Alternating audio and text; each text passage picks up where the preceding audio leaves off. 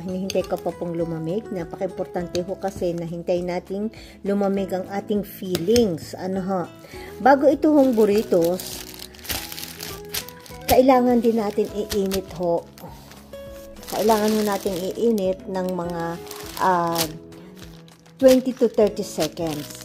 Siguro tatanong nyo bakit kailangan pang iinit. Kasi ito na may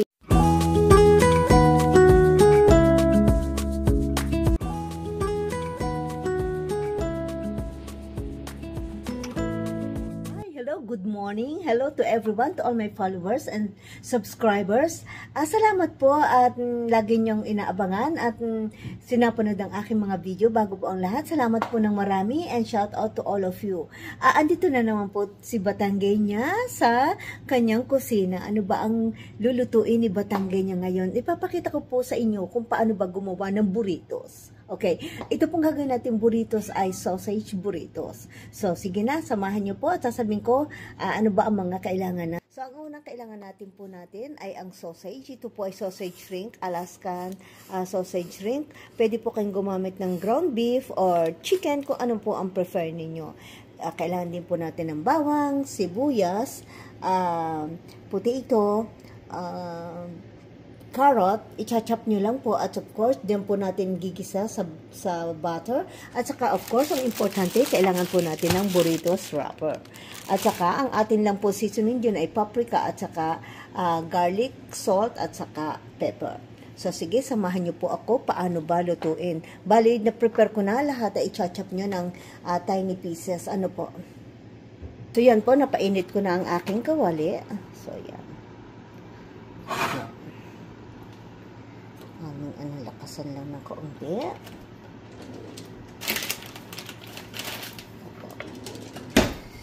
And then, nainat na po yan. So, ilagay na po natin ang ating butter. Ilagay na po natin ang ating butter. Melt lang na po natin. Lakasan natin ng kaunti ang apoy. Kasi itong stove na to ay ano lang po siya.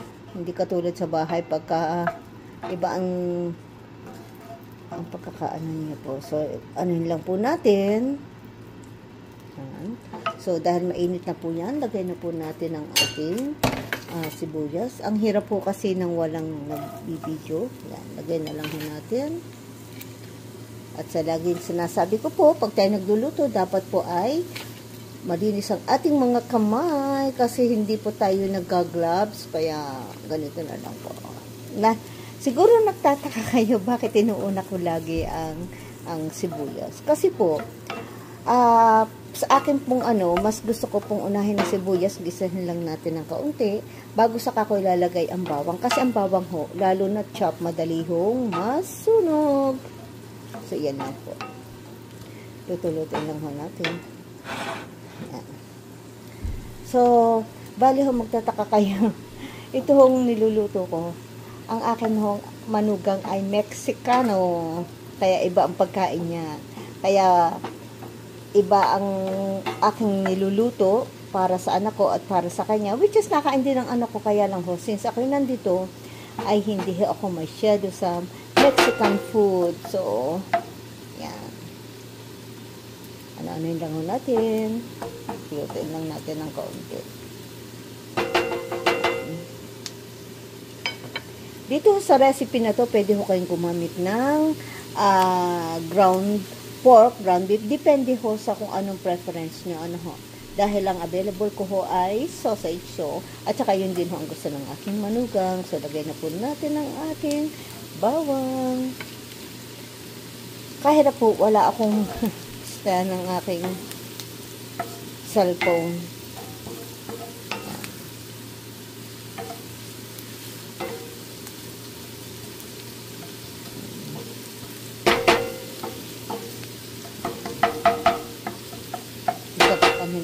Luto-lutoin lang natin. Basta itong gagawin ko, ito ay walang ibang seasoning kundi paprika, pepper, and garlic salt.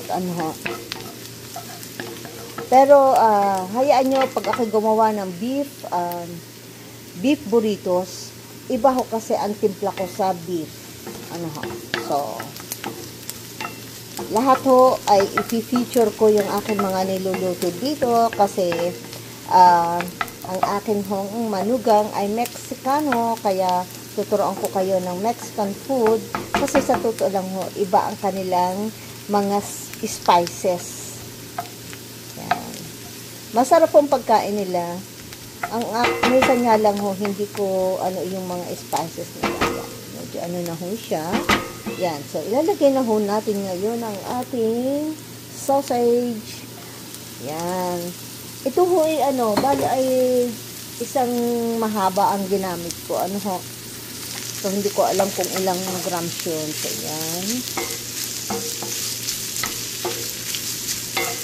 Ang gagawin ko ho dito ay pagsasama-samahin ko na lang yung lahat. Yan. Yan. Dahil ito ho ay hindi ho natin lalagyan ng sabaw. Lulutuin na lang ho natin ng ganyan. Kaya dapat ho, pag naigisa, mahinang apoy. Ang hirap ng walang Haluin lang ho natin. Hihinaan ho natin ang ating apoy. Bago ngayon ho, lagay na natin ang ating garlic powder. Bago natin dadamihan kasi ito ay garlic salt. So, wag mo masyadong maanghang.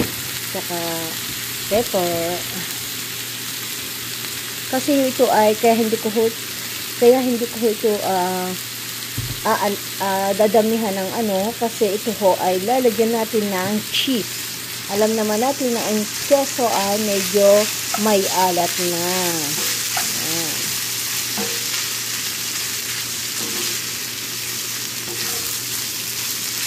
Siguro dito ay lalagyan ko ho siya ng kaunting magic sarap. Inaandal natin ang apoy. Dito ho lalagyan ko siya ng kaunting magic sarap, mga kalahating packet ito. Yan lang. Yan.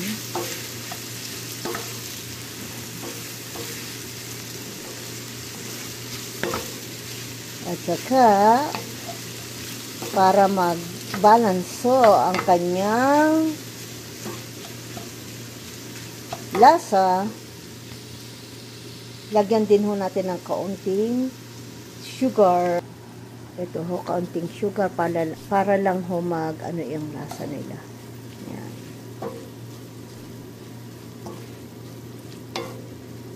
Kasi itong sausage, ito'y templada na ho, kaya hindi ho pwede nating damihan ang alat niya. So, tikman ho natin. Yan ho, halo-haloin lang ho natin. Sa totoo lang ho, kung meron ho kayong bell pepper, pwede rin ho lagyan nyo ng bell pepper, pero wala akong bell pepper at ayaw din ang aking son-in-law ng bell pepper. Maraming paraan, marami hong klase ng burritos na pang sa burrito. Takat pa lang ho natin at lulutuin natin ho yan ng mga 30 minutes mahinang apoy. Diyan na po yun maluluto. Hindi nyo po lalagyan ng tubig o ng anumang broth. Basta mahinang apoy, yung pinaka-condense ho niya ang magluluto sa kanya. Kanya na ho yan. Ho natin ay, dahil hindi ko na isama kanina, ay lalagyan ho natin ng itlog, binating itlog. Okay? Ano ba ho ang purpose bakit nilalagyan ng itlog? Yan ho kasi ay makakatulong para maging moist ang burritos. Yan. Sabi ko nga sa inyo, lutuin lang ho natin ng mahinang apoy. Lagyan natin ng itlog. At the same time ho, ay lalagyan na rin ho natin yan ng cheese. Yan ho. Yan. Yun ho, binati kong itlog, hindi ko na ho yung tinimplahan. Basta nilagay ko lang ho yung itlog. Wala na hong dahil yun ho ay meron ng seasoning. At saka ito hong keso, ang paglalagay ho nito depende sa inyong preference. Ho. Yan. Yan. So, ito hong aking burritos, itong hindi ko ito nilagyan ng liquid ha. Dito nyo na lang hululutuin mahinang apoy. Ano ho? Di ba po nagmo-moist siya? Ayan. Yan. Yan. Yan. Kahit ano ho, pwede kong gumamit ng mozzarella. Pero ang ginamit ko ngay triple cheddar. Yan. Yan ho. Napakasimple lang ho. Ano ho? Yan. Okay. Takipan pa ho natin ng kaunti.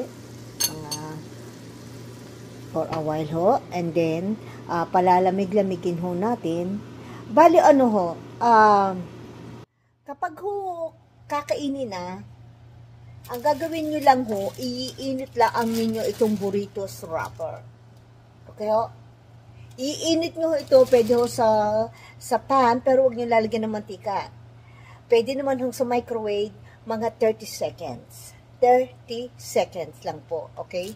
So, dahil ito po ay babalutin at babaunin namin sa aming trip today, kaya hindi ko ho siya lulutuin. Palalamig-lamigin ko lang ho yung aking pinakapalaman, saka ko ho babalutin. At saka ko ho iinit sa microwave pagkakainin na ho ng aking son-in-law. Okay ho? Pagkakainin na ho, masarap po na mainit yung sausage o kung ano man po ang gagawin yung palaman.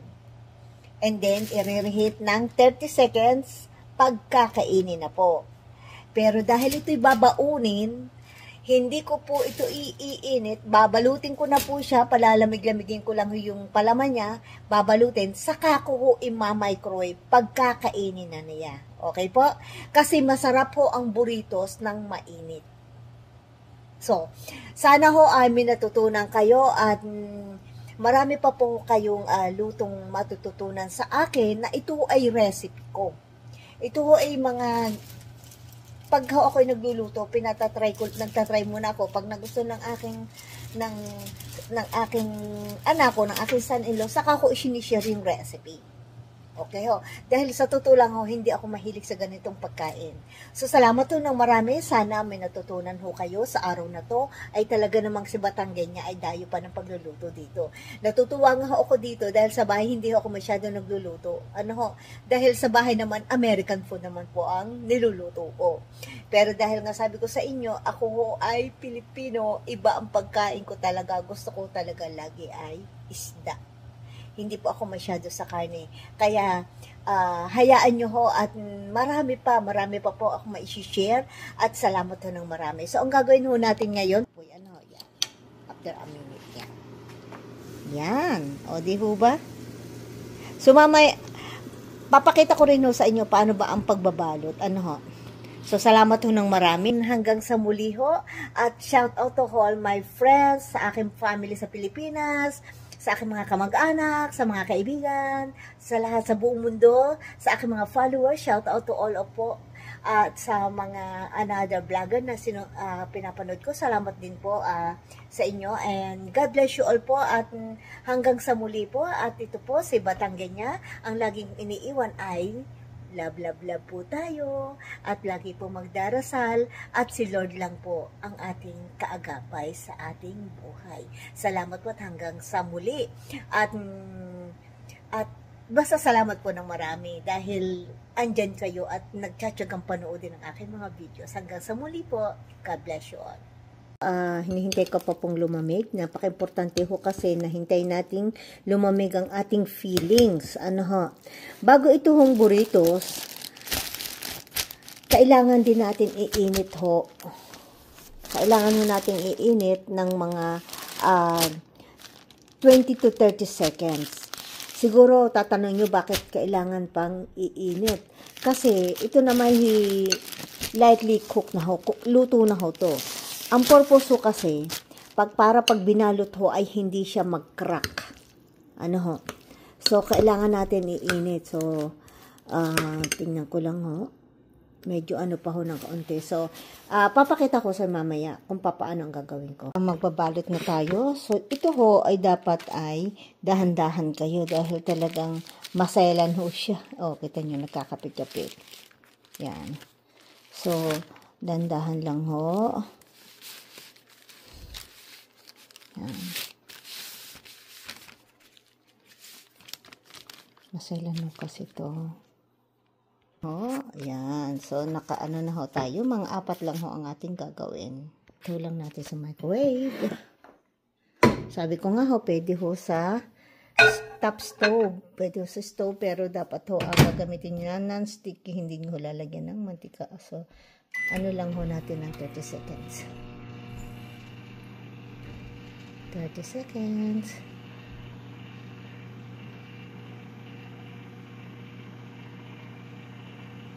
Pakita ko sa inyo, 30 seconds.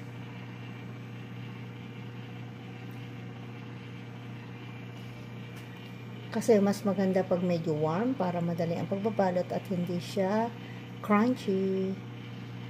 Yan. Okay na ho yan. Yan. Yan. So, warm na ho siya. Lagyan natin na ito. Mga 2 tablespoon lang ho. So, para ho siyang para siyang lumpia, ano ho. So, ganyan lang ho. And then, anahin lang ho natin. Meron ng iba-ibang size. Meron ng malaki. Meron ng ganito lang. So, yan. So, ganyan lang ho. Yan. Yan. So, nilagyan na natin. Yan. Ganyan lang ho yan. Mas prepare ko yung malaki. The more na mas maganda ho pag malalaki. Ito yung maliit lang kaya mahirap kami. So, lang.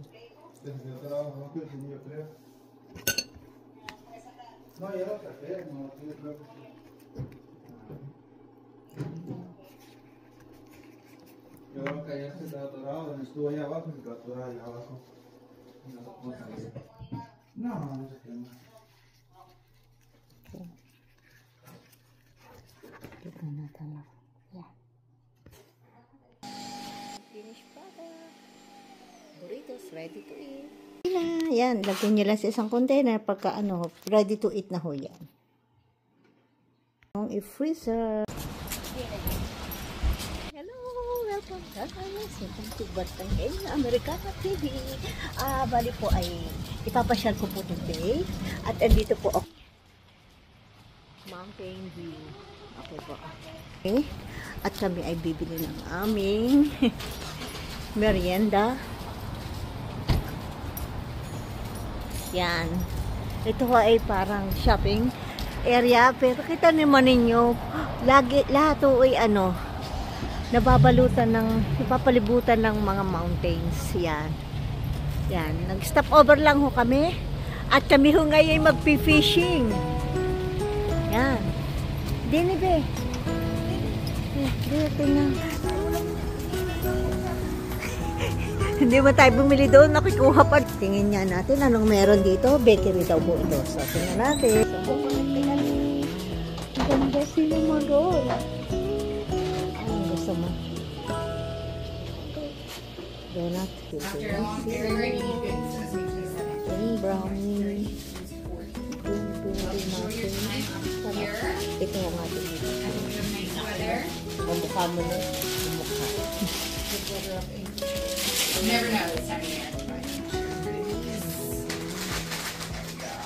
Coconut pecan bar and then blueberry scone.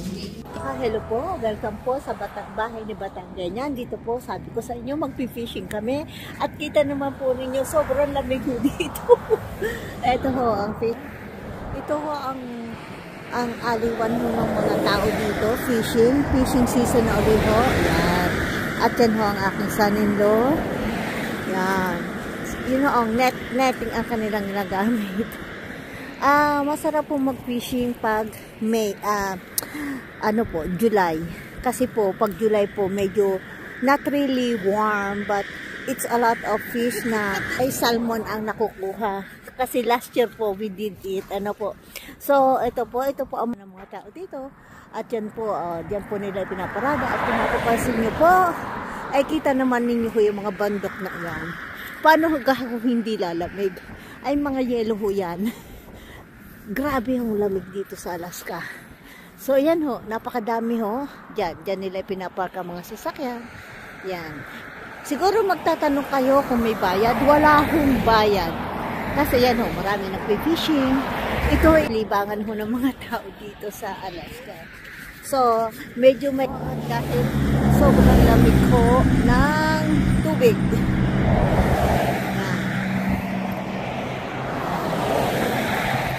Sobrang lamig ho talaga dito. Yakita nyo.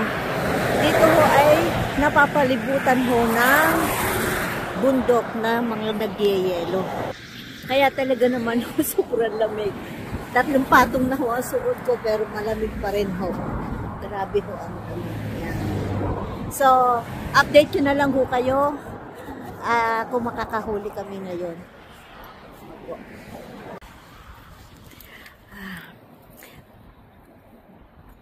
Bali ho, lumipat ho kami kasi sobrang daw hong lalim at sobrang lamig ng tubig. Diyan ho kayo hindi pwedeng mahulog.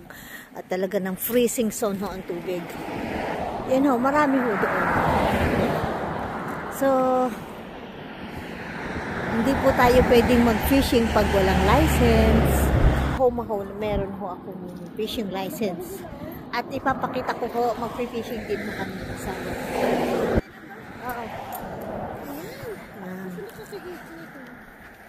buti naman ho may kaunting sun. Kung hindi ho, sobra talaga. Sobra ho talaga. Yan, ganyan ho ang ginagawa. Ingat. Ako, yan ho. Sasalutin lang. Oh my God. What is that? Kinakain naman niya yan. Pag-deep-fry. Pag-deep-fry. Okay. Masarap po mag-fishing para makakuha ng free food ho. Kasi ang mahal din ho ng isda dito.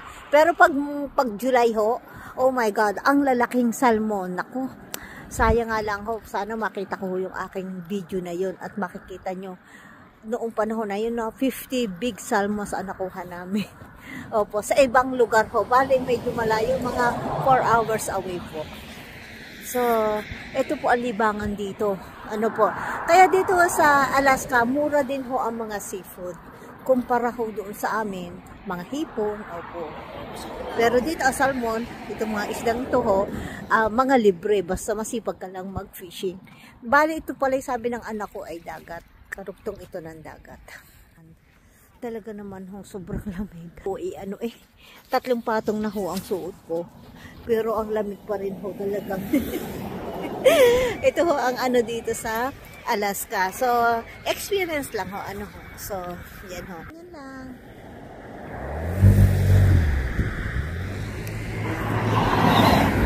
Imagine nyo ho. Ang Alaska ay nababalutan, napapaligiran ng mga bundok. Napakaganda ho ng Alaska. Part pa lang ho ito ng Alaska. Pero dun ho sa ibang part, sobrang ganda ho. Narating ko na ho yun last year. Yan. Sige lang ho, update ko na lang po kayo. Wala pa ho kami nahuhuli. Sobrang hong lamig. Sobrang hong lamig. Ito. Side by side naman ho. Para hindi ho lalamig ang panahon. So, ang ginagawa ng sanim ko, palipat-lipat ho kung saan meron.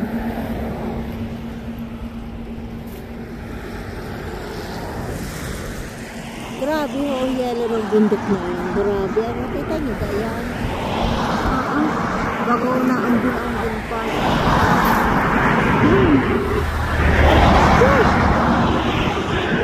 Nakaka-enjoy din naman ho. Kango ng mga tao ho dito fishing. Ano ho? Magdamit lang naman ho ng warm. Ay ayos naman ho. Ano? Yung, kaya basta update ko na lang ho kayo at basta panoorin nyo at napakaganda ho ng view dito. Sobrang ang lamig na ng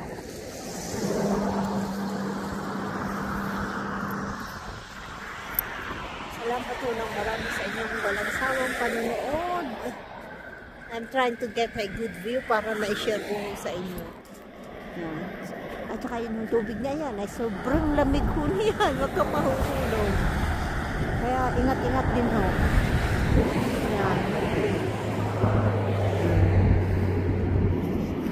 Yan ang anak ko nandoon. Yan, nakaupo. Wala ho kami dalhin upuan. Sabi ko nga, bakit di kami nagdala ng upuan? Yan. Ang mamalamay. Nako din hoy, para kayo nasa freezer. You know, kami naglalakad. Grabe ho. Isipin nyo naman bagaho itong mga bundok na ito, bat-bat ng yelo. Oh. Adi, ano ina-expect yan? Wala pa hong nakuha ang aking son-in-law na isda. Kaya palipat-lipat ho kami. Unambun pa. Naku. Anak, wala ka. Yan, may sombrero ko. Pili tayo anak, pwede tayong bumunta. Ayun ho kamahal din eh. Kahit gulay, fishing, ay di swertihan ho. Sinong makakakuha? Grabe mo talagang lamig. Be, ikaw ipagay-gay, mapagalitan ko na. Ay, bahudi na at binaupuan. Pero nakahanap kami ng anak ko ng pisto. Grabe. Ay, iba. Ayan, yan ang araw, oh. Kaya tiyagaan talaga ho lagi ang pamimingwit. At kung gusto mo makakain ng isda, wala man hong bagay na madali makukuha, laging paghihirapan din ka ho. Ay siya, abang-abangan ho, panalangin nyo kami makahulit ng may maiprito mamaya ng hapunan. Ay talaga namang kamal din niya ho ng ibang isda dito. Ay siya, maya-maya ulit, update ulit. Dito pa rin ho kami, wala pa rin ho kami na. Oh, wow. Yan ho, marami ho sa area na marami ho rin na PVC. Kahit doon ho, isa doon. Wala pa hong isda. Kaya wait lang ho, makakahuli din ho sa awa ng Diyos mamaya ho. Sana nga ho. Huli doon sa banda roon. Wow. Meron talaga, meron. Nagdadating na, Lord. More fishes. Talagang tiyagaan lang ako talaga. Yay! Nakakuha na naman sa son-in-law na san. Teka anak, ayan yan ho, nakahuli na naman ang aking son-in-law. Yan na, talaga namang ang Diyos ay bubu. Napakabait ho talaga ni Lord. Ako'y nagdasal talaga na sabi ko, bigyan mo kami ng isda. Yan, ingat Sam. Yan. Pakulog pa yun. Oh, thank you Lord. Buti hindi kami nag-give up. Yan, tumila na. Oh, tingnan nyo yan. Yan ay mamaya kayo papakita. Sana makarami kami at aking pamprito huyang. Thank you Lord. Sige lang, son. Oh my God. Saan yun? Oh, ang dami na muna yung nahuli. Yan. Kaya talagang tiyaga-tiyaga lang. Ano naman ho, nakahuli na naman. Saan? Pakita mo. Yan. Yun ho, nasa net niya yan. Mga buhay na isda. Yun. Oh, sarap naman. Yan. Thank you. Mga tao, panay ang salok, panay ang lagay sa kanilang mga cooler. Yan ho, oh. Ano mo may papaliwanag ng Virgo nga ng Diyos. Talaga na. Oh, yun pa ho. Yan na. Yung isang iyan. Ay, may salok na naman siya. Pagkakagaling ka noon. Dapat ho talaga yung mahaba ang tatangnan para mas malalim. Kasi malalim ho itong area na to. Oh, tiyagaan talaga ho. O, tsaka mabigat din ho yan. Kala niya yan eh, basta-basta mabigat din ho yan. Tsaka lamig ko unang panahon. Ay, ako nga ho eh, naktatlong patong na eh. Buti na ay, wala pa yan. May sana ulit. Ay siya, kasi update ko lang ho kayo at nakaka-enjoy ho. Yan na dumami ang tao. Yan, kita nyo gaho yan. Yan ho ay lahat ay nagne-netting. Yan. O, kita nyo. Talagang dito ho, tiyagaan laang. Pag wala ho kayong tiyaga, wala kayong iuwing isda. Ayan. Ayan. Yun ho, kita nyo yung isang iyaw yun. Ano talaga siya, mayat mayano ho siya lagi na lang ho siyang nakakahuli. Kalahating timba na ho nahuli. Ay, kung nga rin Pilipinas, eh, kilalapit ako hihingi. Yan. Yan. Dapat ho dito ay mahaba ang inyong net. Ang inyong, dahil malalim ho ito, sobrang lalim ho ito. Malamig pa rin ho. Yan, ingat lang, ingat. Ang galing ho ng isang iyo, tingnan. Tingnan natin kasi ay makakaano. O, kita nyo yung timba niya. Hindi lang ako talaga makababa at puro bato. Aray. Ay baka naman yung magsungasaw. Yun, meron ulit yan. Baka ako magsungasaw. Ha? Yun. Ang aking saninlaw. Yan. Thank you, Lord. Talaga namang basta kahit pa isa-isa, kahit pa isa-isa ay pang naipon ay marami na rin hindi ka ho. Masarap ho itong istang ito. Hooligan. Yan. Yan. Yan. Matyaga ka lang talaga. Di. Yan. Tyaga lang ho talaga. Ano ho. Yan. Hindi ho ako makababa. Ako hinandinig sa taas. Mahirap po. At matuhan oh. Mahirap po. Baka makulog pa. Ay masaktan pa. Hindi makauwi sa bahay. Kaya update ko lang ho kayo. Tingnan natin lang ng mahukulay. Pangis ng garinay. Ari magandang exercise. Di ka ho, ay isipin ninyong yan, itataas, igagayon. Magandang exercise ho rin, magandang libangan. Pagka June, July ho, yan ang masarap mag-fishing kasi malayo man ho, pero talagang sasalukin nyo malalaking salmon. Mamaya ipapakita ko sa inyo kung gaano kalaki yung salmon na nahuli namin last year, nasa freezer ho. Dito ho, ang isda ay talagang basta ho dito hindi kayo pwede mag-fishing na walang lisensya. Yun lang ho. Ako ho may license, hindi ho dito. Hindi. Kahit ako may license dun ho sa amin, ay hindi ko pwedeng gamit yung license ko dito. Ano ho? Basta enjoy lang ho.